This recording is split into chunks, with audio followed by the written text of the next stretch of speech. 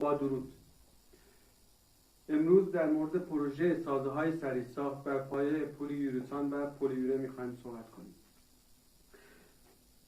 سازه‌ایه که در کمترین زمان ممکن بنا میشه. در زمان سیل، زلزله، آتش‌سوزی و بلاهای طبیعی میتونیم به عنوان سرپناه سریع برای مردم باشه. در مرحله اولیه ما یک قالب بادی داریم. ممکنه در ابعاد و اشکال متفاوتی طراحی شده باشه این قالب.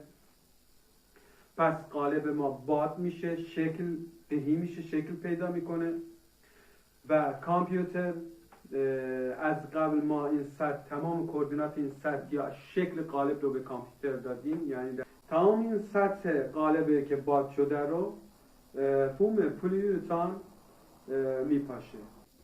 پس ما در این مرحله یک قالب بادی رو ایجاد کردیم و روی اون قالب بادی فوم پلی‌یورثان اسپری کردیم. یعنی اینکه ما نسبت به اون شکل قالب ما یک سازه رو ایجاد. جنس پلی‌یورثان ممکنه 5 تا 5 سانت باشه، 10 سانت باشه. البته نسبت به حجم، بزرگی این و شکل این سازمون بیشتر هم حتی باشه.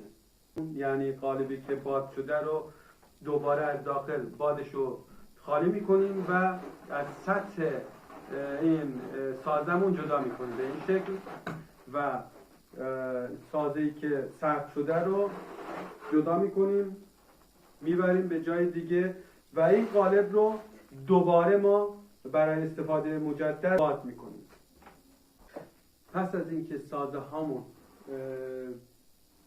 آماده شد، چون فوم پلی‌یورثان سخت نیست و شکننده، حالت شکنندگی داره، ما میایم سطح بیرونی و سطح داخلی رو 1 یا 2 میل رنگ‌های نانورنگ یا رنگ‌های سخت‌شونده پلی‌یوره استفاده میکنیم و به عنوان یک خانه‌ای که باد، باران، نور خورشید، آتش، حتی زلزله و صدا رو رد نمی‌کنه و تا 20 تا 25 سال هم عمر این سازه‌ها هستش.